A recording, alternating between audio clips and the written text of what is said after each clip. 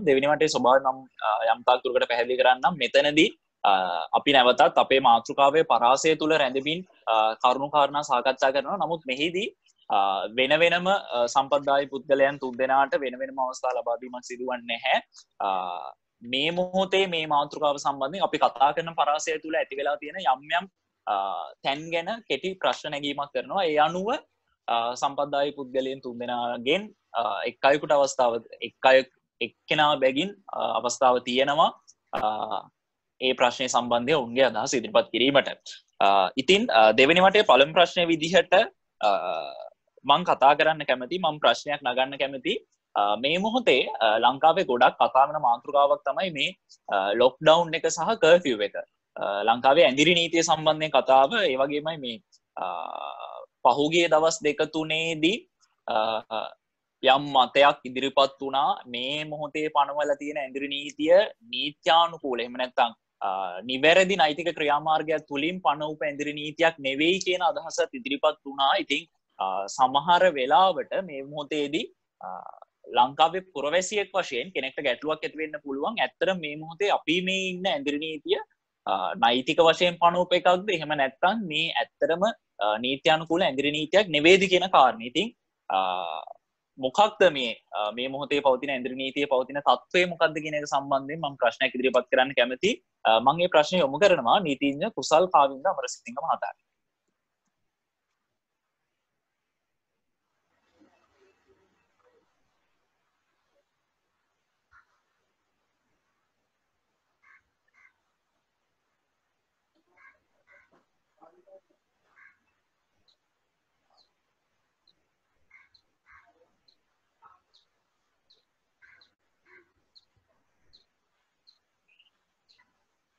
දැන් ඇහෙනවද?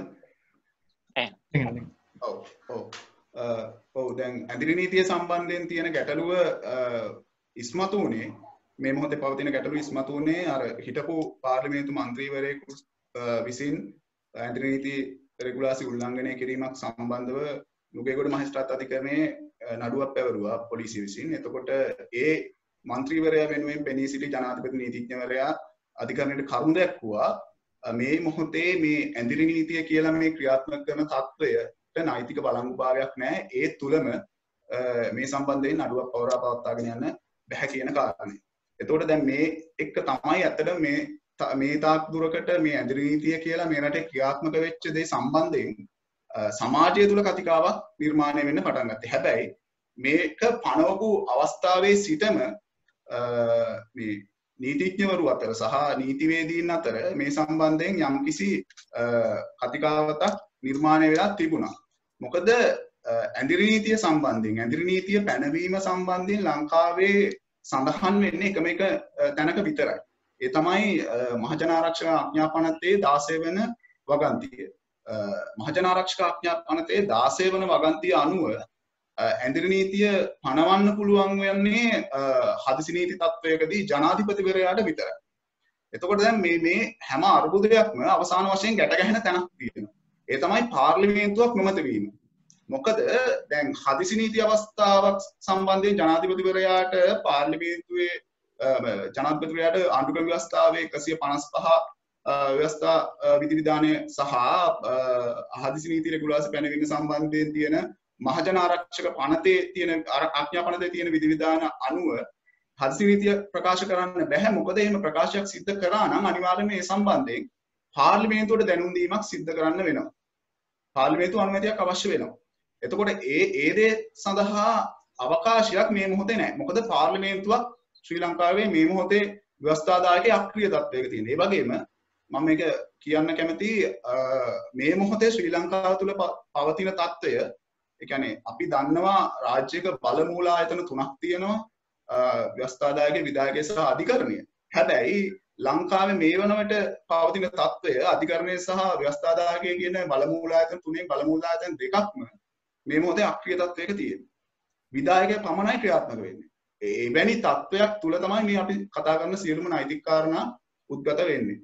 එතකොට දැන් මේ සම්බන්ධව දැන් මේ වසංගත තත්ත්වයේ සම්බන්ධව මේ ඇඳිරි නීතිය කියලා දෙයක් ප්‍රකාශ කරේ වැඩ බලන පොලිස්පතිවරයා විසින් පොලිස් නිවේදනයක් හරහා. එතකොට ඔහු ඒ නිවේදනයේ දක්වලා තිබ්බා. ඒ නිවේදනය නිකුත් කරන්නේ 2020 මාර්තු මාස 20 වෙනිදා.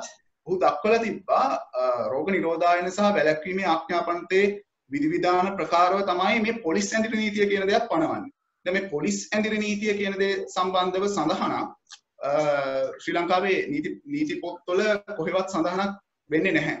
පොලිස් ඇඳිරි නීතිය කියලා දෙයක් ඔය ව්‍යවහාරිකව සඳහන් වෙන්නේ මහජනාරක්ෂක ආඥාපනතේ 16 වෙනි වගන්තියේ යටතේ ජනාධිපතිතුමා විසින් පනවන ඇඳිරි නීති තත්වය මහජනාරක්ෂක ආඥාපනතේ 6 වෙනි වගන්තිය අපි කියවුවොත් තියෙනවා මේ හදිසි නීති රෙගුලාසි සම්බන්ධව බලය ජනාධිපතිවරයාට රාජ්‍ය නිලධාරීන්ට අභිනියෝජනය කරන්න පුළුවන්. එතකොට අභිනියෝජිත බලයක් පොලිස්පතිවරයාට පැවරූ අවස්ථාවකදී පොලිස්පතිවරයා විසින් පනවන ලද ඒ කියන්නේ පොලිස් නිවේදනයක් කරා පොලිස්පති නිවේදනයක් කරා පනවන ලබන ඇඳිරි නීතියට තමයි මේ පොලිස් ඇඳිරි නීතිය කියලා කියන්නේ. හැබැයි මෙතන තියෙන ගැටලුව පොලිස්පතිවරයාට එහෙම ඇඳිරි නීතියක් පනවන්න ජනාධිපතිවරයා විසින් අභිනියෝජනය කරලා නැහැ බලයක් කොයිම වෙලාවකවත්. ඒ අභිනියෝජනය කරලා නැති අවස්ථාවක තමයි මේ පොලිස් ඇඳිරි නීතිය පැනවීමක් සම්බන්ධව පොලිස්පතිවරයා නිවේදනයක් නිකුත් කරන්නේ. ඒ වගේම ඔහු කියනවා මේ කියන්නේ පොලිස්පතිවරයා තමන්ගේ නිවේදනයේ කියනවා වැඩබල පොලිස්පතිවරයා මේක පනවන්නේ මේ රෝග නිරෝධායනය කිරීමේ ආඥාපනතය යටතේ. හැබැයි මේ රෝග නිරෝධායනය කිරීමේ ආඥාපනතය යටතේ පොලිස්පතිවරයාට ඇඳිරි නීතිය පැනවීම සම්බන්ධයෙන් බලතල ප්‍රදානය කිරීමක් දක්වන්නේ නැහැ.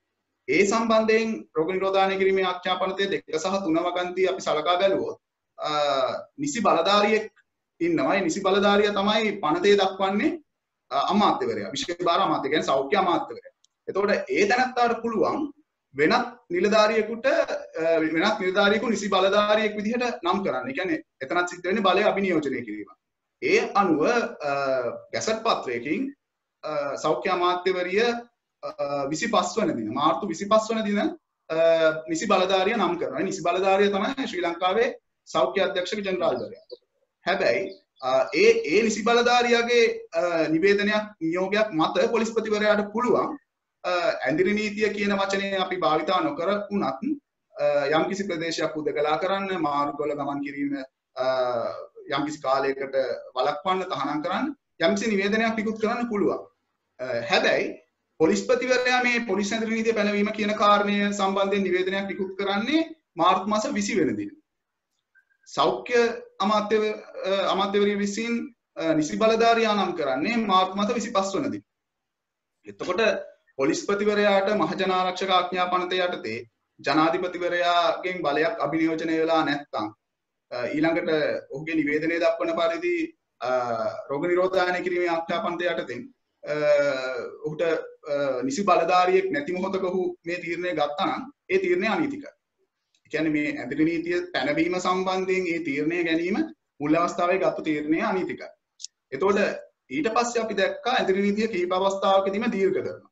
මේ දීර්ඝ කිරීම පිළිබඳ නිවේදන තැන් දෙකකින් ජනගත කරා. එකක් වැඩබලන පොලිස්පතිවරයාගේ නිවේදනයක් විදිහට අනිත් කාරණය ජනාධිපතිවරයාගේ මාධ්‍යංශයේ නිවේදනයක් විදිහට.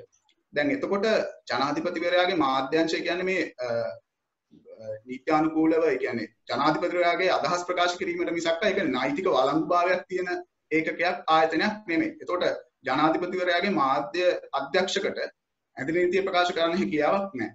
ඔහු ඒ ඇඳිරි නීතිය ප්‍රකාශ කිරීමක් විදිහට සිද්ධ කරේ පොලිස්පතිවරයාගේ නියෝගයක් උපුටා ගැනීමක් සිද්ධ කරා නම් ඒ අවස්ථාවේදී පොලිස්පතිවරයාට අර මුල් අවස්ථාවේදී මතුවෙච්ච ගැටලුව මේනවා ඔහුට කොහොමද බලයක් එන්නේ ඇඳිරි නීතිය පැනවීම සම්බන්ධයෙන් කියන කාරණය. මම හිතන්නේ මම කියන දේ පැහැදිලි ඇති කියලා මම හිතනවා.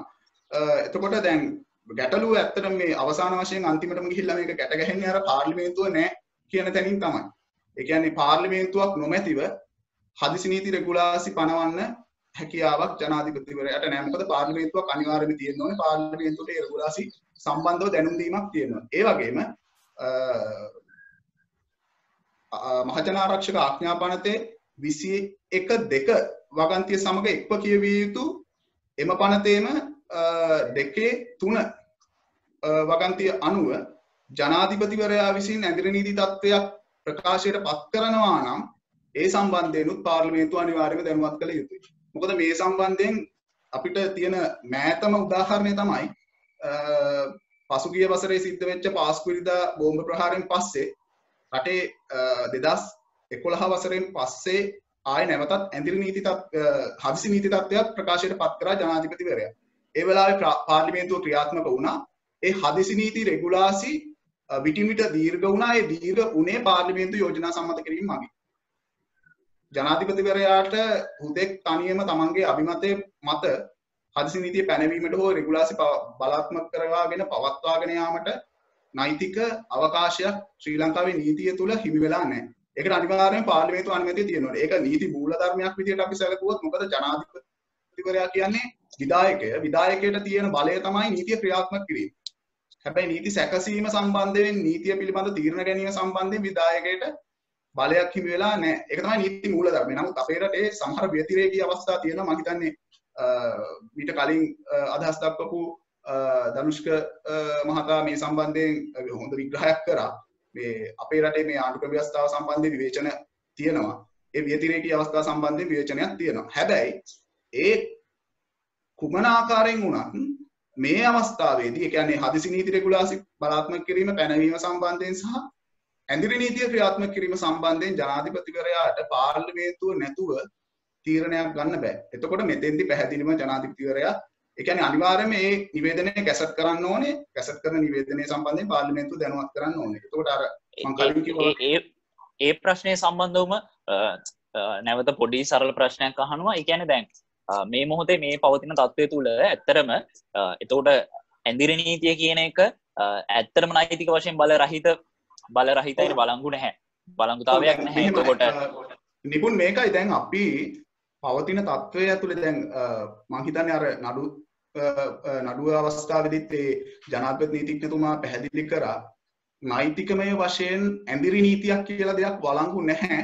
නමුත් මිනිස්සු එකට ගරු කරන්න ඕනේ. ඇයි මේ තියෙන තත්ත්වය නිසා.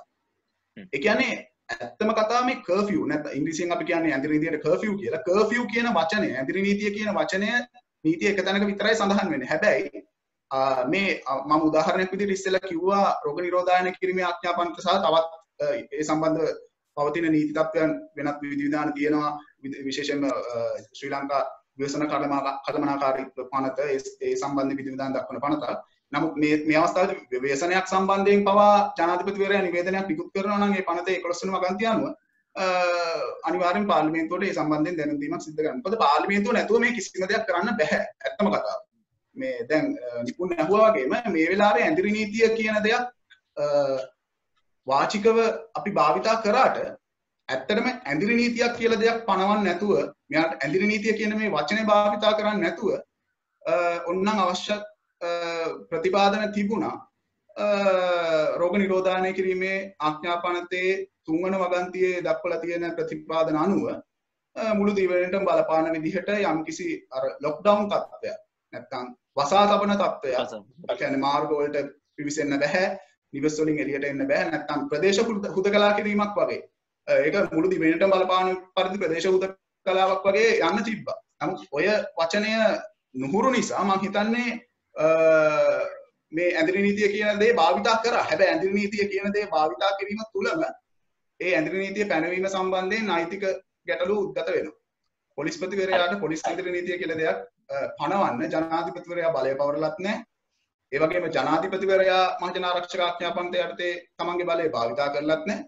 ඒ අනුව මේ ඇඳිරි නීතියක් කියලා දෙයක් වර්තමානයේ භාවිතා වෙනවා නම් ඒ පිළිබඳ කිසිම නෛතික පසුබිමක් මේ මොහොතේ උද්ගත වෙන්නේ නැහැ. බොහොම ස්තුතියි අදහස් දැක්වීමට. නමුත් අවධාරණය කරන්න කැමති මේ මොහොතේ අපි මේ කතා කරන්නේ නෛතික කාරණාව ගැන. නමුත් වගකීම් සහගත පුරවැසියෙක් විදිහට මේ වසංගත අවස්ථාවේදී ඔබ සහයෝගය ලබා දිය යුතුයි. මේ මොහොතේ නිවෙස් වලට වී රැඳී සිටීමෙන් ඔබේ සහයෝගය ලබා දිය යුතුයි කියන කාරණය මතක් කරන්න කැමතියි. මගේ ඊළඟ ප්‍රශ්නය මම කැමති නීතිඥ දුමිදු මදුෂාන් මහතාට යොමු කරන්න.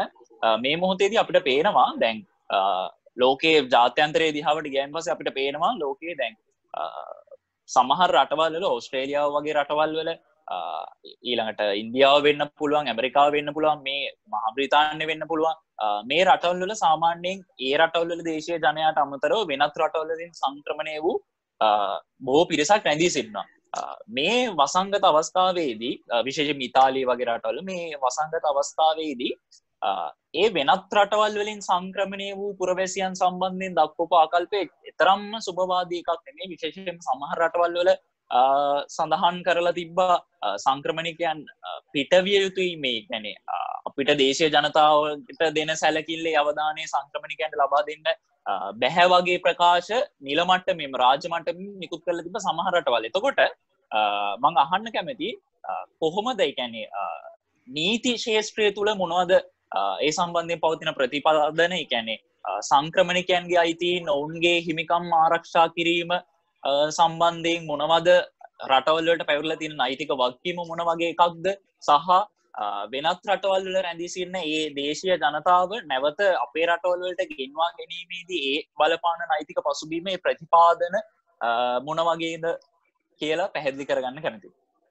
ඔව් නිපුල්. මෙතනදී අපි කතා බහ කරන්න ඕනේ මේ විශේෂයෙන්ම සංක්‍රමණික අයිතිවාසිකම් පිළිබඳව අපිට අවධානය යොමු කරන්න සිදු වෙනවා. විශේෂයෙන්ම අපි දැක්කා ශ්‍රී ලංකාව වුණත් අවස්ථා ගණනාවකදීම විදේශයන්හි රැඳී සිටින ශ්‍රී ලාංකිකයන් ශ්‍රී ලංකාවට ගෙන්ව ගත්තා. ගෙන්නගෙන ඒ තමන්ගේ අපි කියනවා උපන් රටට ගෙන්නගෙන ඔවුන්ව ඒ සම්බන්ධයෙන් ආරක්ෂා කිරීමේ කටයුතු සිදු කළා. විශේෂයෙන්ම සංක්‍රමණික අයිතිවාසිකම් පිළිබඳව කතා බහ කරද්දී ඒ පුද්ගලයන්ට ලෝකේ පුරාම ව්‍යාප්ත වෙලා සිටිනවා අනිවාර්යෙන් මේක කොහොමත් පැහැදිලි. ඒක හින්දා එතෙන්දී ඔවුන්ගේ ඒ සංක්‍රමණික අයිතිවාසිකම් මූලික වශයෙන්ම සුරක්ෂිත විය යුතුයි. දැන් මම කතා කරොත් ශ්‍රී ලංකාවේ ශ්‍රී ලාංකිකයන් බොහෝමයක් දෙනා පසුගිය කාලවකවානුව තුළ විවිධ විදේශයන් වල වාසය කරා. ඒ වගේම ඔවුන් මෙම COVID-19 වසංගතය තුළ ශ්‍රී ලංකාවට නැවත පෙරලා පැමිණීම සඳහා උත්සුක වුණා.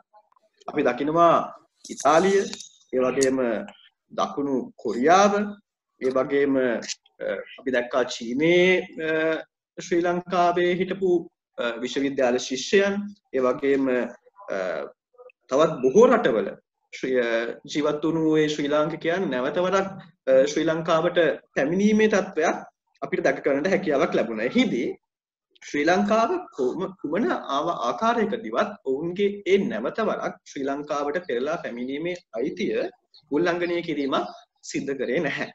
විශේෂයෙන්ම අපි දැක්කා අපේ රටට අපේ ශ්‍රී ලාංකිකයන් නොවුණු පුද්ගලයන් පවා ජනවාරි පෙබරවාරි මාසවලදී ශ්‍රී ලංකාවට පැමිණි ආකාරය. චීන ජාතිකයන් මේවා බොහෝ දෙනෙක් ශ්‍රී ලංකාවට පැමිණි අවස්ථාවක් අපිට දැක ගන්නට හැකියාවක් ලැබුණා. දැන් මෙතනදී වෙන්නේ ගොඩක් වෙලාවට මේ COVID-19 වසංගතයත් එක්ක මොවුන් අනිවාර්ය නිරෝධායනය කිරීමකට ශ්‍රී ලංකාව තුළ ලක් කරා. මොකද ඒ අනිවාර්ය නිරෝධායනය කිරීමකට ලක් කරේ නිරෝධායන ආඥාපනතේ ප්‍රතිපාදන ප්‍රකාරව. විශේෂයෙන්ම ඒ COVID-19 රෝගය ඒ විදේශිකයන්ගෙන් ඒ විදේශයන්හි සිට ශ්‍රී ලංකාවට පැමිණෙන පුද්ගලයන්ට ආසාදනය වෙලා තිබුණොත් ඒ තුලින් කොහොමද අපේ දේශ සීමාව තුළ සිටින විශේෂයෙන්ම ශ්‍රී ලංකාවේ දේශ සීමාව තුළ සිටින අනෙකුත් පුරවැසියන් එම රෝගය වැළඳීමෙන් වළක්වා ගැනීම සඳහා තමයි මේ නිරෝධායනය මූලික වශයෙන්ම සිදු කරේ. යනුව දවස් 14ක අනිවාර්ය නිරෝධායන කාලයකට යටත් කිරීමට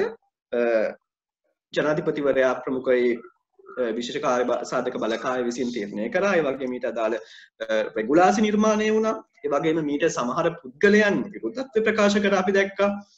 නමුත් අවසානයේදී මේ සම්බන්ධයෙන් නෛතික තත්ත්වය මේකේ ලීගල් වැලිඩිටි එක අපිට දකින්න පුළුවන්කම ලැබෙන්නේ මේ නිරෝධායනය සම්බන්ධයෙන් නිරෝධායන ආඥා පනතේ ප්‍රතිපාදන හරහා සකස් කරන්න පුළුවන් රෙගුලාසි හරහා.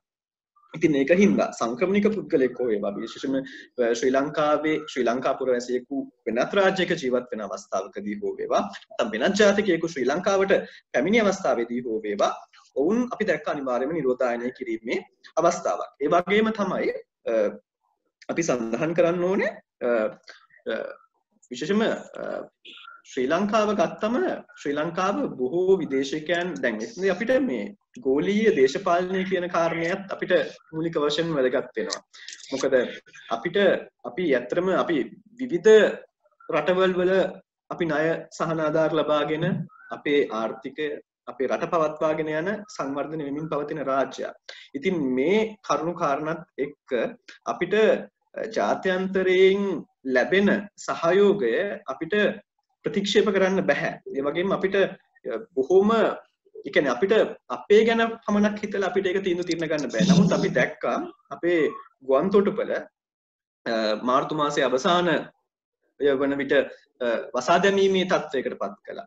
ඒ වගේම නමුත් එහිදී ඉතාමත් ලිමිටඩ් ඉතාමත් සීමා සහිත ප්‍රමාණයකට විදේශයන්හි ජීවත් වන ශ්‍රී ලාංකිකයන් නැවත ශ්‍රී ලංකාවට ගෙන්වා ගැනීමේ කර්තව්‍යයන් සිද්ධ කරා. ඉතින් මේ හැම දෙයක්ම කරලා අවසානයේ කොහොම හරි සිද්ධ කරේ මේ COVID-19 වසංගතය ශ්‍රී ලංකාව කියන දේශ භූමිය තුල ව්‍යාප්ත වීම වැළැක්වීමයි. විශේෂයෙන්ම එතකොට සංක්‍රමණික අයිතීන් පිළිබඳව කතා කරද්දිත් ඒ අයිතිවාසිකම් සුරක්ෂණය කිරීම සම්බන්ධයෙන් මූලික වශයෙන්ම අවධානය යොමු කරනවා. නමුත් හදිසි තත්ත්වය කියන කාරණය ප්‍රමුඛ වෙනවා මේ අවස්ථාවේදී. ඒ අනුව Tamanගේ ඒ දේශභූමියේ පවතින ඒ වසංගතයට ඔරොත්තු දීමේ Taman සතු සම්පත් ප්‍රමාණයේ තත්ත්වය ඒට Tamanට මුහුණ දීමට ඇති හැකියාව කියන කාරණාත් එක්ක තමයි මේවා අපිට සාධාරණීකරණය කිරීමට හැකියාවක් ලැබෙන්නේ. බොහොම ස්තුතියි අදහස් දැක්වීමට. මගේ ඊළඟ ප්‍රශ්නය නීතිවේදී ධනුෂ්ක සිල්වා මහතාට මේ අර්බුදයේ අවස්ථාවේ අපි හැමතිස්සෙම සෞඛ්‍ය බලධාරීන් සහ රාජ්‍ය බලධාරීන් අපිට මතක් කරන දෙයක් තමයි වගකීම් සහගතව කටයුතු කරන්න කියන කාරණේ. එතනදී අපි දැක්කා මේ අද වෙනකොට ශ්‍රී ලංකාව තුල සමාජ මාධ්‍ය පරිශීලකයන් බොහෝ ප්‍රමාණයක් ඉන්නවා. මිලියන ගාණක් වෙන Facebook පරිශීලකයන් ප්‍රමාණයක් විට එහෙම නැත්නම් YouTube වෙන්න පුළුවන් පරිශීලකයන් විශාල ප්‍රමාණයක් ඉන්න උන් සමාජ මාධ්‍යයන් වල නිරන්තරයෙන් යම් යම් තොරතුරු පළ කිරීම සිදු වෙනවා.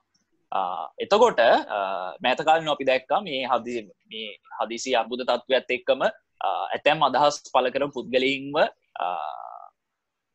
වැරදි අදහස් ප්‍රකාශ කිරීම මත අත්අඩංගුවට ගැනීමේ ක්‍රියාවලීන් පවා සිදු වුණා සහ එසේ අත්අඩංගුවටගෙන නඩු පැවරුව ඇතැම් අයව නිදහස් කර ගැනීම පවා සිදු වුණා මේ කාල පරිච්ඡේදය තුල. එතකොට මම අහන්න යන ප්‍රශ්නේ තමයි මම අහන්න කැමති මේ මොහොතේදී මෙවන් හදිසි අර්බුද අවස්ථාවකදී සමාජ මාධ්‍ය භාවිතා කරමින් අදහස් ප්‍රකාශ කිරීම තුල සහ ශ්‍රී ලංකාවේ වගකිව යුතු ජනමාධ්‍යයන් අදහස් ප්‍රකාශ කිරීම තුල ඔවුන්ගේ භූමිකාව මොන වගේ එකක් විය යුතුද සහ ඔවුන් යම් අවස්ථාවක එම භූමිකාව උල්ලංඝනය කරන තැනදී ඔවුන් සම්බන්ධයෙන් ගන්න පුළුවන් නෛතික ක්‍රියාමාර්ග මොනවද? ඒ සම්බන්ධයෙන් පවතින නෛතික පසුබිම් මොන වගේ එකක්ද කියලා දැනගන්න කැමතියි. මේ ඔකේ මම පැහැදිලිව දෙකකින් කතා කරන්න කැමතියි. මුලින්ම මේ සමාජ මාධ්‍ය පරිශීලකයන් සම්බන්ධ වුණු සිදුවීම් කිහිපයක් එක්ක අපි දැක්කා මේ විශේෂයෙන්ම මේ සමාජ මාධ්‍ය හරහා අත්අඩංගුවට ගැනීම කිහිපයක් සිදුවනවා. මේ යම් විකල්ප සහ වෙනත් අදහස්, කියන්නේ සමාජයේ ජනප්‍රිය නොවන අදහස් දැරීම මත සමහර පුද්ගලයන් මේ හදිසි නීතිය හෝ මේ ඇඳරි නීති තත්ත්වයේ යටතේ අත්අඩංගුවට මම දැක්කා මේ යම් Facebook හරහා අත්අඩංගුවටගත් යම් ලියන්නෙක්ව ඔහුට දාලා තිබ්බා මේ ICCR පනත යටතේ තමයි චෝදනා ගොනු කරනවා කියන පනත මේ දක්වලා තිබ්බේ. ඉතින් මෙහිදී පළවෙනි කාරණාව තමයි ලංකාවේ ඕන මිනිස්සෙක්ට අපේ මූලික අයිතිවාසිකම් පරිච්ඡේදයේ යටතේ කෙනෙක්ට හානි නොවන ආකාරයේ දුස්තරතුරක් නොවන ආකාරයේ විකල්ප මත දැරීමේ අයිතිය ඕන කෙනෙක්ට තහවුරු ලබන. මේක මම හිතන්නේ මූලික අයිතිවාසිකම් නඩු කිඳු රාශියකින් තහවුරු කරලා තියෙනවා. සමාජය තුළ විකල්ප මතයක් දැරීම ඔහු සමාජයෙන් පිටමං කරන්න හෝ ඔහුට දඬුවම් ලැබීමට වරදක් නොවේ කියන කාරණය. එතකොට දැන් අපේ මූලික අයිතිවාසිකම් පනතේ මේ වගන්තියට මේ ව්‍යවස්ථාවට සීමාවන් තියෙනවා. එක සීමාවක් තමයි විවස්ථාවේ දක්වා තියෙන, ඒ කියන්නේ අදහස් දක්වන්න පුළුවන්, නමුත් යම් යම් සීමා කිරීමට ලක් කරන්න පුළුවන්. හැබැයි මේ සීමා කිරීම නීතිය නියම කරලා ලැබූ සීමාවන් බවට පත් වෙන්න ඕන. එතකොට දැන් කෙනෙක්ව ගොඩක් මම දැක්ක අත්අඩංගුවට තියෙනවා මේ හදිසි නීතිය කියන්නේ මේ කර්ෆියු එක යටතේ අත්අඩංගුවට අරන් තියෙනවා. ඒ කුසල් කිව්වාගේ ඒකේ නීතිමය පසුබිමක් නැහැ. එතකොට නීතිමය පසුබිමක් නැති කෙනෙක්ගේ ඔහු අත්අඩංගුවට අරන් තියෙනවා මූලික අයිතිවාසිකම් සීමා කිරීම යටතේ 14 මේ සීමා කිරීම යටතේ අත්අඩංගුවට අරන්. එතකොට ඒක කියනවා මේ දැන් ඔහු අත්අඩංගුවට අරන් තියෙනවා, නමුත් සීමාවන් හදිසි මේ කර්ෆියු එක යටතේ ඒක මේ නීතියෙන් දක්වලා තියෙන මූලික සීමාවක් නෙමෙයි කියන කාරණය අපිට ඉදිරිපත් කරන්න පුළුවන්.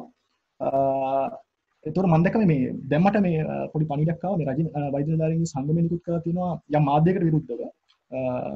ඔවුන්ගේ මාධ්‍ය හැසිරීම සම්බන්ධ විශේෂයෙන් මේ ජන මාධ්‍ය කියන්නේ මේ විශේෂයෙන් මේ ටෙලිවිෂන් හරහා යන මාධ්‍ය සම්බන්ධ ඔවුන් මීට වඩා පැහැදිලිව අපිට පේනවා මේ අපිට ඊටාම මේ මාධ්‍ය සම්බන්ධව ඊටාම මේ කලකිරණ ආකාරයේ ප්‍රවෘත්ති කිහිපයක් වාර්තා මොකද මිනිස්සු ජනමාධ්‍ය කියන දේ විශ්වාස කරන අපි කොහොමද අපි යම් කියවන පිරිසක් අතර යමක් ගැඹුරට ගිහිල්ලා හිතීම කියන එක සහ කියවීම කියන එක සීමා වෙලා තියෙන ඉතාම සුළු පිරිසක් අතර සහ උගත් පිරිසක් අතර.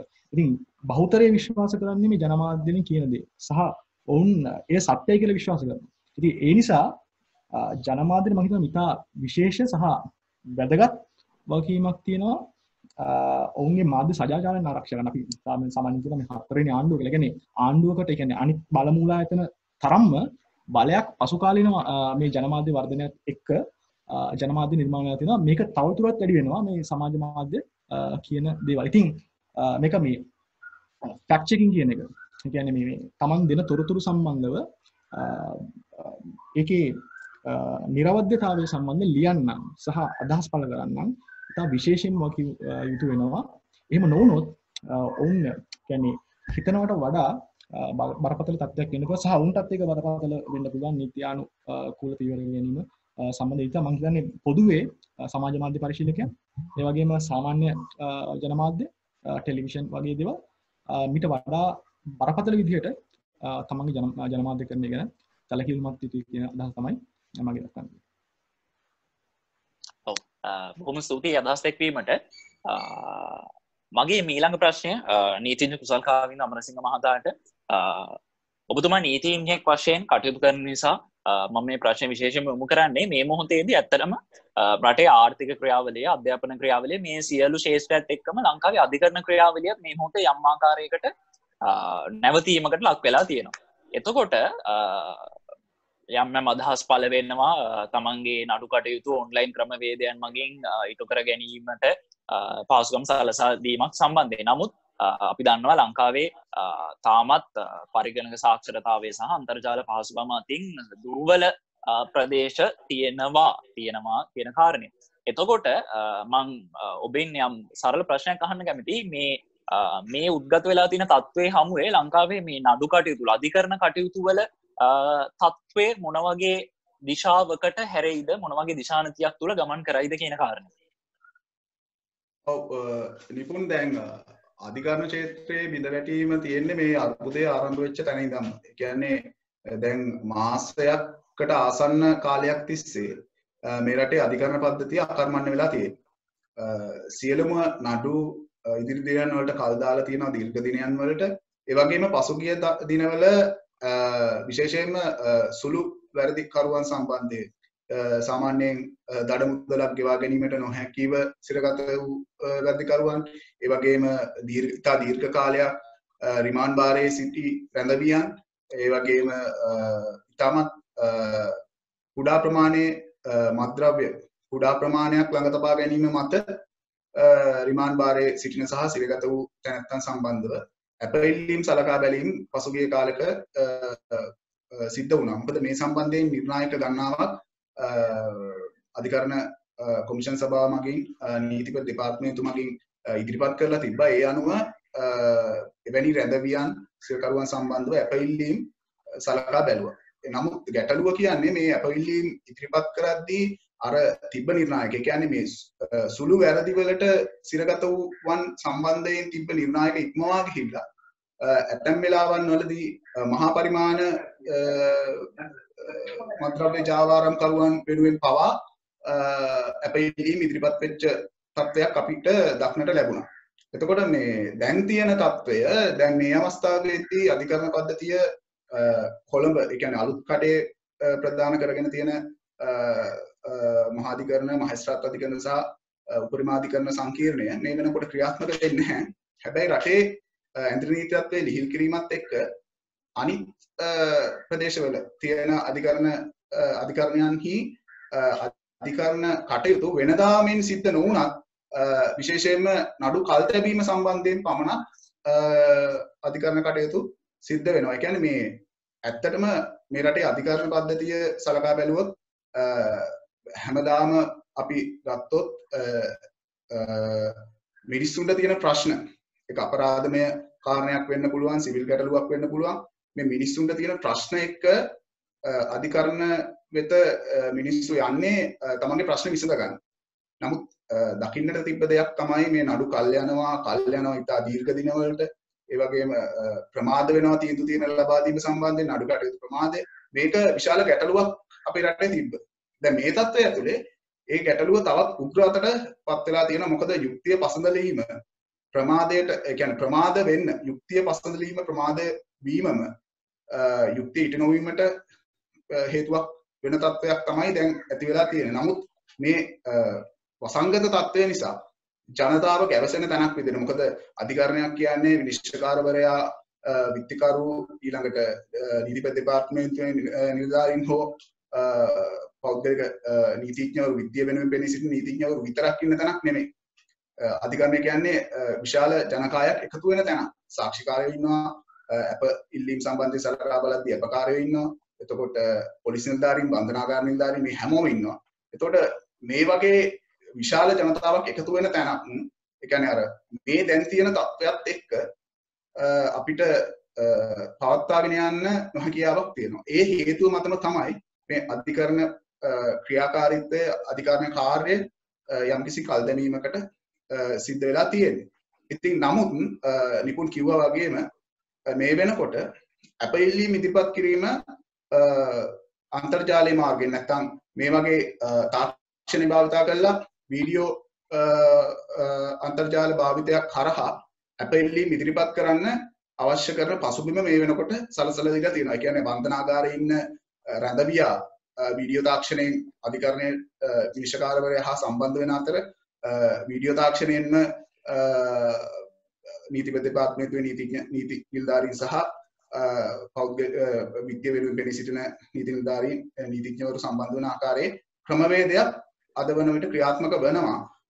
නමුත් ඒ ක්‍රමවේදය දිවයින පුරාම එක හා සමානව සාර්ථක වෙනවද කියන කාරණේ සම්බන්ධයෙන් ගැටලුවක් තියෙනවා. එවැනි අවස්ථාවන් වලදී තමයි අර අධිකරණය මේ දැන් ඇදිරි නීතිය ලිහිල් කරන ලද මේ ඉස්සෙල්ලා කිව්වා වගේ ඇදිරි තත්ත්වයක් ඇත්තටම නීත්‍යානුකූලව නැහැ. නමුත් අර ලොක්ඩවුන් එක ඉවත් කරපු తాවකාලිකව ඉවත් කරන ලද ප්‍රදේශවල නඩු කල් දැමීම සහ අප ලබා දීම සම්බන්ධයෙන් මේ වෙනකොට අධිකරණවල ඒ කරුණු සම්බන්ධයෙන් පමණක් අධිකරණ කටයුතු සිද්ධ වෙනවා. හැබැයි නිපුන් කිව්ව විදිහටම අපේ රටේ දැන් මේ පත් වෙලා දැන් මේ තත්ත්වය විශේෂයෙන්ම ඡන්ද ක්‍රමය මේ වගේ අධිකරණ ක්‍රමයන් එතකොට අධිකරණ පද්ධතියට වගේ මේ කියන්නේ විශ්වවිද්‍යාල පාසල් අධ්‍යාපන ක්‍රමය වගේ මේ හැම ක්ෂේත්‍රයකටම යම්කිසි අලුත් මානයකින් හිතන්න අවස්ථාව සලසලා දීලා තියෙනවා. මොකද මේ තාක්ෂණයත් එක්ක මොකද අපි තාමත් හැම අපි අධිකරණ ක්ෂේත්‍රයේ උදාහරණයක් විදිහට ගත්තොත් නඩු කටයුත්තක් පවත්වාගෙන යනවායි කියන්නේ ඉතාමත් දීර්ඝ කාලයක් ගත වෙන ඉතාමත් මන්දගාමී තත්ත්වයක් තමයි අධිකරණ ක්ෂේත්‍රයේ තියෙන්නේ. නමුත් මේ අපි දැනට ශ්‍රේෂ්ඨාධිකරණ නිසා ව්‍යාජනාධිකරණයට e-filing කියන ක්‍රමවේදය කියන්නේ අන්තර්ජාලය භාවිතා කරලා පෙත්සම් ගොනු කිරීමේ හැකියාව තියෙනවා. දැන් මේ වෙනකොට ශ්‍රේෂ්ඨාධිකරණය පවත්වන්නේ නැහැ, පැවැත්වෙන්නේ නැහැ. නමුත් මේ අවස්ථාවේදී වුණත් මූලික අයිතිවාසිකම් උල්ලංඝනය වීම සම්බන්ධයෙන් මොකද මූලික අයිතිවාසිකම් උල්ලංඝනය වීම සිද්ධ වෙනවා. ධනුෂ්ක කිව්වා වගේම වාචන ප්‍රකාශන නිදහස උල්ලංඝනය වීම සිද්ධ වුණා. ඒ වගේම අත්නෝමතික ලෙස අත්අඩංගුවට ගැනීම මොකද ඇඳිරි නීතිය බලාත්මක නොවීම මත ඒ කියන්නේ නෛතික ඇඳිරි නීතියක් බලාත්මක නොවීම මත සිද්ධ වෙච්ච අත්අඩංගුවට ගැනීම. එතකොට ඒ සම්බන්ධ එතකොට විශේෂයෙන්ම පසුගිය දවසේ දැන් අපි මේ සාකච්ඡාව කරන්නත් හේතු වෙච්ච මේ ව්‍යවස්ථාමය අර්බුදය සම්බන්ධව ඒ සම්බන්ධ පෙත්සම් ගොනු කිරීමට මේ අන්තර්ජාල භාවිතයේ පෙත්සම් ගොනු කිරීමේ හැකියාව මේ අවස්ථාවේදී තියෙනවා. මොකද අධිකරණ අක්‍රියයි කියන්නේ අධිකරණීය භූමිය තුළ අධිකරණය ක්‍රියාත්මක වෙන්නේ නැහැ. නමුත් පෙත්සම් ගොනු කිරීමේ හැකියාව තියෙනවා. නමුත් අපි කිව්වා වගේ අපි සාකච්ඡා කරද්දී දැන් අපි දන්නවා අපේ රටේ නිදහස් අන්තර්ජාල භාවිතයක් සම්බන්ධයෙන් කිසිම භාවිතයක් නැහැ. ඒ කියන්නේ අපේ රටේ නිදහසේ අන්තර්ජාල භාවිතා කරන්න පුළුවන් හැකියාව මේ රටේ කාටවත් එහෙම හැකියාවක් නැහැ. ඒ වගේ තාක්ෂණික ගැටලු මත මේ නීතිය ක්‍රියාත්මක කිරීමේදී සමානාත්මතාවයක් දිවයිනේ සෑම ප්‍රදේශවලටම හිමි වෙනවාද කියන එක ඒ ගැටලුව අපිට තියෙනවා. නමුත් අධිකරණ ක්ෂේත්‍රය විශ්වවිද්‍යාල පාසල් එතකොට ඒ විශේෂම මැතිවරණ මේ හැම ක්ෂේත්‍රයක් සම්බන්ධව නව තාක්ෂණය භාවිතා කරලා වඩාත් නිර්වාද්‍යව සහ වඩාත් වේගවත් කාර්යක්ෂම ආකාරයෙන් කටයුතු කරන්න අලුතෙන් හිතන්න අපිට මේක හොඳ අවස්ථාවක්. දැනට අධිකරණ ක්ෂේත්‍රයේ පවතින තත්ත්වය තමයි මම විග්‍රහ කරන්න. බොහොම ස්තුතියි අදහස් දැක්වීමට. මගේ මීළඟ ප්‍රශ්නය නීතිඥ දුබිදු මදුෂාන් මහතාට. නීතිඥ මහතාන්නේ අපි දැක්කා දැන් දකුණු කොරියාවේ මහමැතිවරණය පැවැත්වුණා. නමුත් ඇත්තටම ලංකාවට සාපේක්ෂව ගත්තොත් දකුණු කොරියාවේ මහමැතිවරණය තුල මහමැතිවරණ ක්‍රමය සහ ඡන්දය පැවැත්වීම අපිට වඩා සාපේක්ෂව නවීන ක්‍රමයක්. ඒ වගේම තමයි ඔවුන්ගේ මහමැතිවරණ සංස්කෘතියේ ඡන්ද සංස්කෘතියත් අපිට වඩා යම් ආකාරයක සෑහෙන වෙනස් ක්‍රමයක්. එතකොට දැන් ලංකාවේ මහමැතිවරණයටත් මේ වෙනකොට දිනයක් නියම කරලා තියෙනවා මැතිවරණ කොමිෂන් සභාවේ. නමුත් අපි දන්නවා වෙනත් රටවල් සාපේක්ෂව ගත්තාම ලංකාවේ විශේෂයෙන් දකුණු ආසියාතික මේ රටවල තියෙන ඡන්ද සංස්කෘතිය මැතිවරණ සංස්කෘතිය වෙනස්. ඒ වගේමයි අපේ ඡන්දේ පවත්වන ක්‍රමයත් ඒ තරම්ම නවීන නැහැ. විශේෂයෙන්ම කතා කළොත් එහෙම දැන් අපි දන්නවා ඉතිහාසයේ පුරාටම පැවතිච්ච මැතිවරණ වලදී අපේක්ෂකයන්ට මනාපංක ලබා දුන්නාන් පස්සේ මනාප පොරයක් එහෙම නැත්නම් ප්‍රචාරණ කටයුතු ඡන්ද ප්‍රචාරණය වෙනුවෙන් සෑහෙන ලොකු ගැටුම් පවා නිර්මාණය වෙන අවස්ථා තියෙනවා. එතකොට මේ වගේ දැවැන්ත සෞඛ්‍ය අවදානකට මුහුණ දීලා තියෙන අවස්ථාවක මේ මැතිවරණයක් ඇඳවල තියෙනකොට මේ ඡන්ද ප්‍රචාරණය සම්බන්ධයෙන් ඉතිහාසයේ පුරාටම මේ වෙච්ච දේ පිට්ටනි වලට දහස් ගණනක් සෙනග අරගෙන එන එක මේ වගේ කටයුතු මේ පාරත් සිද්ධ වුණොත් ඇති විය හැකි බලපෑම් මොන වගේද? ඔව්නේ කොහොමද අපි මූලික වශයෙන්ම සඳහන් කරන්න ඕනේ දැන් මේ අපි සාකච්ඡාව මූලික වශයෙන්ම අපි ගොඩනගාගෙන යන්නේ මේ COVID-19 සහ පාර්ලිමේන්තු මැතිවරණය සම්බන්ධයෙන්. ඉතින් අපි දකිනවා මූලික වශයෙන්ම මේ වන විට ක්‍රියාකාරී මට්ටමේ පවතින රාජ්‍යයේ ප්‍රධාන සහ එකම ආයතනයේ විදිහට මේ වන විට ක්‍රියාකාරීම අවස්ථාවේ පවතින විධායකය. ඒ අනුව විධායකයට ආණ්ඩුක්‍රම ව්‍යවස්ථාවේ 33(1) ආ ව්‍යවස්ථාව ප්‍රකාරව ආණ්ඩුක්‍රම ව්‍යවස්ථාව අනුගමනය කරන බවටද ආරක්ෂා කරන බවටද වගබලා ගැනීමේ ව්‍යවස්ථාපිත යුතුකමක් වගකීමක් ජනාධිපතිවරයාට පවතිනවා. ඒ වගේම 33(1) ඈ ව්‍යවස්ථාව ප්‍රකාරව මැතිවරණ කොමිසමේ උපදෙස් මත නිදහස් සාධාරණ ඡන්ද විමසීම හා ජනමත විචාරණ පැවැත්වීම සඳහා උචිත වාතාවරණ නිර්මාණය කිරීම තහවුරු කිරීමේ ව්‍යවස්ථාපිත වගකීමත් ජනාධිපතිවරයාට පවතිනවා. ඒ වගේම 19 වන ආණ්ඩුක්‍රම ව්‍යවස්ථාව හරහා ආණ්ඩුක්‍රම ව්‍යවස්ථා සංශෝධනය හරහා 33 ආවගන්තය මගින් ව්‍යවස්ථාව මගින් පාර්ලිමේන්තුවට ජනාධිපතිවරයා වග කිව යුතුයි.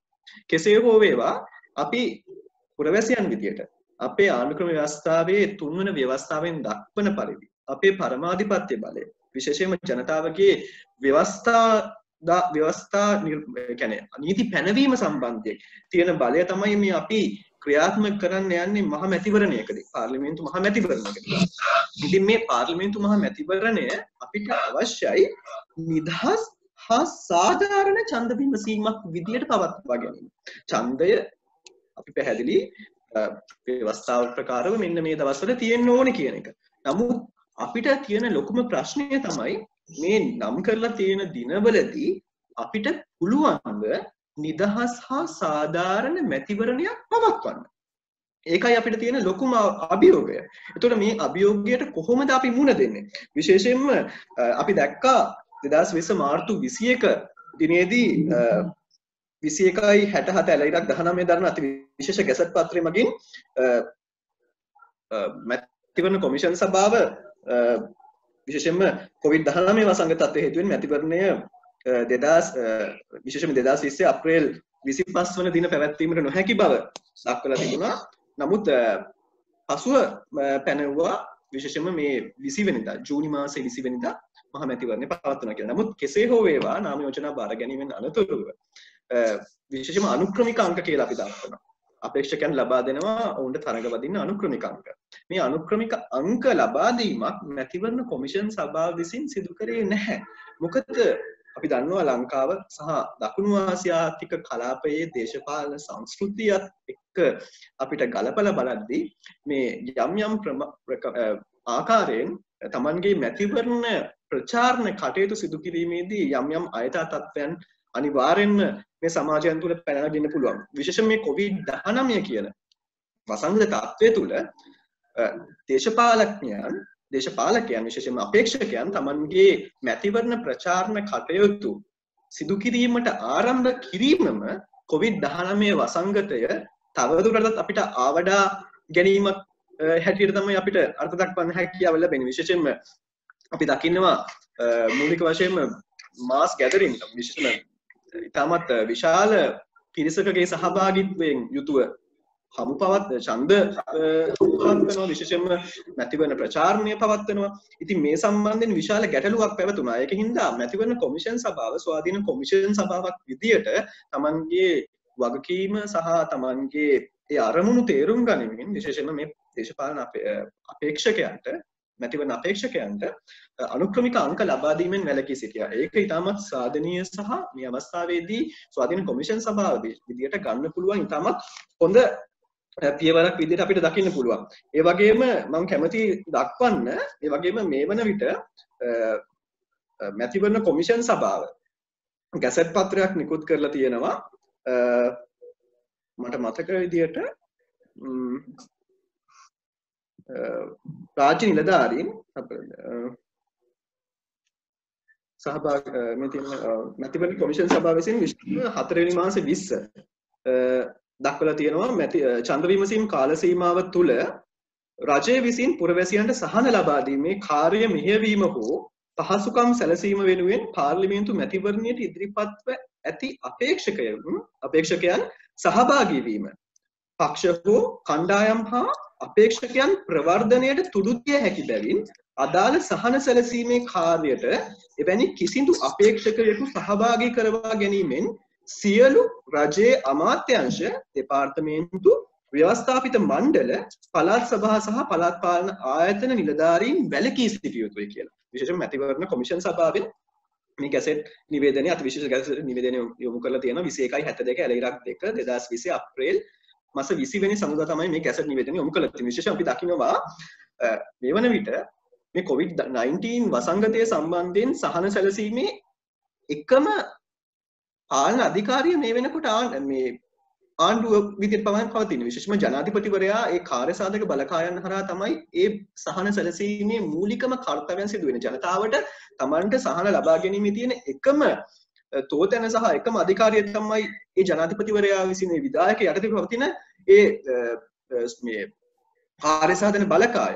නමුත් මෙතනදී විවිධ සහන ලබා දීමේදී අපිට වේලාව සීමාවයි නිසා අපි බොහොම කෙටියෙන් ඉවර කරමු. මට විනාඩියක් දෙන්න. එතකොට දැන් අපි දකිනවා රුපියල් 5000ක දීමනාවක් ලබා දෙනවා මේ වෙනකොට. සියලුම බොහෝ පුරවැසියන් විශේෂයෙන්ම රජ නිලධාරීන් නැතුව විශේෂයෙන්ම අපි දැක්කා වැඩිහිටි දීමනාව විතර ආබාධයෙන් ලක් වෙලා සිටින පුද්ගලයන්ට වැනි විවිධ ක්ෂේත්‍රවල බපසරින් වල සියලු පුද්ගලයන් ලබා දෙනවා. මෙහිදී අපිට පුළුවන් ද මෙවන් තත්වයක් තුල යම්කිසි දේශපාලන පක්ෂයක් හෝ යම්කිසි බලයේ සිටින යම්කිසි පක්ෂයක් දේශපාලන වාසි ලබා ගැනීම වළක්වන්න. ඒ තුලින් අපිට පුළුවන් ද නිදහස් සහ සාධාරණ මැතිවරණයකට ගමන් කරන්න. මෙන්න මේ කියන කාරණාවන් දෙක තුල අපිට සමබරතාවයක් ඇති කරගන්න ඕනේ. ඒක හින්දා තමයි මම හිතන්නේ අනිවාර්යයෙන්ම මේ මැතිවරණ කොමිෂන් සභාව අප්‍රේල් 20 වෙනිදා මේ ගැසට් පත්‍ර නිකුත් කරේ. එහිදී මේ දේශපාලන අපේක්ෂකයන් සහභාගී කරවා ගැනීම සහන සැලසීමේ කටයුතු වලට දේශපාලඥයන් සහභාගී කරවා ගැනීමෙන් ඒ අදාළ රජයේ නිලධාරීන් වැළකී සිටිය යුතුයි කියන මාර්ගෝපදේශය මැතිවරණ කොමිෂන් සභාව ලබා දෙනවා. කෙසේ හෝ වේවා අපිට කියන්න තියෙන්නේ ස්වාධීන හා පක්ෂපාතී සාධාරණ මැතිවරණයක් තමයි ශ්‍රී ලංකාවේ අපිට අවශ්‍ය. ඒ අරින්න කුමන හෝ ආකාරයෙන් පවත්වන මැතිවරණයක් නොවන බව. බොහොම ස්තුතියි නීතිතුමා මහතාණනි. මගේ ඊළඟ සහ මේ වටේ අවසාන ප්‍රශ්නය නීතිවේදී ධනුෂ්ක සිල්වා මහතාට කාල වේලාව ඉතා සීමිත නිසා බොහොම කෙටි කාලයකින් සාරාංශගත පිළිතුරක් ලබා දෙන්න මෙන්න ඉල්ලා සිටිනවා. සරල ප්‍රශ්නයක් මම අහන්නේ. අපි දන්නවා ආණ්ඩුවකට එහෙම නැත්නම් රාජ්‍යයකට විධායක රසදායක අධිකරණයකට නෛතික වශයෙන් පැවරෙන යම් වගකීමක් තියෙනවා, කාර්යභාරයක් තියෙනවා එකී රටේ පුරවැසියන් සහ රාජ්‍ය පාලනයේ සම්බන්ධයෙන්. එතකොට මම ඔබෙන් අහන්න කැමති මේ මොහොතේදී ශ්‍රී ලංකාවේ පුරවැසියන් සම්බන්ධයෙන් ඔවුන්ගේ ජීවිතවල වගකීම සම්බන්ධයෙන් ඔවුන්ගේ ආරක්ෂාව සම්බන්ධයෙන් රටේ ආර්ථිකය සම්බන්ධයෙන් නෛතිකම වශයෙන් ආණ්ඩුවට පැවරලා තියෙන වගකීම තුල ඔවුන් මෙතනින් එහාට මේ අරගෙන තියෙන පියවර වලට එහා ගිහිල්ලා තව ගත යුතු මොනවා හරි ක්‍රියාමාර්ග තියෙනවාද ඔබ දකින විදිහට? ඒක අපි ස්වාධීන මනසකින් ඔබ දකින විදිහට රටේ ශ්‍රී ලංකාවේ පුරවැසියෙක් විදිහට ඔබ දකින විදිහට මේ මොහොතේ ලංකාවේ පුරවැසියන්ට ලැබිය යුතු තව මොනවා හරි අයිතිවාසිකම් තියෙනවද? එහෙම නැත්නම් නෛතික වශයෙන් ලැබිය යුතු රැකවරණයන් තියෙනවද? ආණ්ඩුව ගත යුතු ක්‍රියාමාර්ගයන් තියෙනවද? ඔබ දකින විදිහට ඔබේ යෝජනා මොනවද? සමස්තයක් විදිහට අපි මේ සාමාන්‍යයෙන් මේ ලෝකෙ වෙනත් රටවල් එක්ක සංසන්දනය කරද්දී අපි ඇත්තටම මේ අන්තිම ක්‍රියාමාර්ගය කියන යම් ප්‍රාප්තුරකට හෝ සැලකිය යුතු ප්‍රමාණයට අපි ඇත්තටම මේ සතුටු විය යුතුයි. පළවෙනි කාරණය. කොහොමත් මේකේ අන්ත දෙකක් තියෙනවා. එකක් තමයි එක පැත්තේ මනුස්සයන්ගේ ජීවිතය ආරක්ෂා කරගන්න අවශ්‍යයි. අනිත් පැත්තෙන් මේ ගෝලීය වසංගතයේ මැද තියෙනවා. එක පැත්තකින් මනුස්සයන්ගේ ජීවිත ආරක්ෂා කරගන්න අවශ්‍යයි. අනිත් පැත්තෙන් රටේ ආර්ථික තත්ත්වය නඩත්තු කරන්න අවශ්‍යයි. ඉතින් අපි දැක්කම ඇමරිකාව වගේ රටවල් විශේෂයෙන්ම මේ ජීවත් වීම සම්බන්ධව පුරවැසියන් තියෙන අවම සුසුකම්වත් නොසලකා හරිමින් මේ කටයුතු කරන ඉතින් අර මේ අන්ත දෙකම බැලන්ස් කරමින් ක්‍රියා ගැනීම තමයි අවශ්‍ය වෙන්නේ. ඉතින් මම යම් අදහස් පළ කරන්නෙක් විදිහට මට ඊටව වැදගත් වෙන අයිතිවාසිකම් තමයි මම ඉස්සෙල්ලා කිව්වේ. ඒ කියන්නේ මේ අවස්ථාවේදී ඒ ගැන ඒ කියන්නේ මේ අපිට හිතන්න තියෙන සහ අපිට කතා කරන්න තියෙන අයිතිය මීට වඩා මේ සම්බන්ධව සංවේදී වීම මම හිතන්නේ ආණ්ඩුවට වැදගත් වෙනවා. යන්තම් මම හිතන්නේ නැහැ එතන විවේචනයේට අපි යා යුතුයි මේ වෙලාවේ කියලා ආණ්ඩුවේ ගත යුතු ක්‍රියාමාර්ග සම්බන්ධව හෝ සෞඛ්‍ය කෙන්ද්‍රයෙන් ගන්න ක්‍රියාමාර්ග සම්බන්ධව මේ ජනමාධ්‍ය ඔබ මම හිතන්නේ ඉස්සෙල්ලා අහපු ප්‍රශ්නම තමයි මේකත් සම්බන්ධ වෙන්නේ ජනමාධ්‍ය සමාජ මාධ්‍ය පරිශීලකයන් සහ පෞද්ගලිකව අපි ගත කරන ජීවිත මේ ආකාරයෙන් මේකටත් වඩා වර්කින් සහතික පාත්තා ගත යුතුයි කියන මේ සරල පිළිතුරක් තමයි මට ඒකට ලබා දෙන්න තියෙන්නේ. හරි බොහොම ස්තුතියි ඔබතුමන්ට. එහෙනම් තුලාව සංවාද කවේ පළමු අදියර ඔන්ලයින් සංවාදයක් විදිහට කොළඹ විශ්වවිද්‍යාලයේ නීති පීඨයේ තුලාව සංස්කාරක මණ්ඩලය විසින් ඔබ වෙත ගෙන ආවා. මේ කාර්යයේදී අපිත් සමග මේ පළමු කාර්යවේදී මේ පළමු ප්‍රයත්නයේදී අපිත් සමග එකතු වුණා සම්පත්දායක පුද්ගලයන් තුන්දෙනෙක්. නැවත වතාවක් ඔවුන් තිදෙනාට ස්තුති කරන්න කැමතියි. නීතිඥ දුමින්දු මදුෂාන් මහතා, නීතිඥ කුසල් කාවින්ද අමරසිංහ මහතා සහ නීතිවේදී ධනුෂ්ක සිල්වා මහතා කියන පුද්ගලයන් තිදෙනාට මගේ බොහොමත්ම ගෞරවනීය ස්තුතිය පුද කරන්න කැමතියි. බොහොමත්ම ස්තුතියි තුලාව සංස්කාරක මණ්ඩලයේ අපි එවපු ආරාධනාව පිළි අරගෙන අපිත් එක්ක සම්බන්ධ වෙලා රටේ පුරවැසියන්ට මේ මොහොතේ පවතින මේ අර්බුදය හමුවේ ඒ තුළ පවතින නෛතික පසුබිම නෛතික ගැටලු හා දේශපාලනික ප්‍රවේශය පිළිබඳව යම් විද්වත් කරුණු දැක්වීමක් අදහස් දැක්වීමක් ඉදිරිපත් කළාට ඔබ තිදෙනාටම ස්තුතියි නැවත වතාවක්. ඒ වගේම මතක් කරන්න කැමතියි නීති විද්‍යාර්ථීන් විදිහට අපි මේ නීති උපාධි හදාරන්නේ ශ්‍රී ලංකාවේ ප්‍රවැසියන් ගෙවන බදු මුදල් වලින්. ඒ නිසා අපිට වගකීමක් තියෙනවා ලංකාවේ පුරවැසියන් ගෙවන මේ බදු මුදලට සාධාරණයක් කරන්න.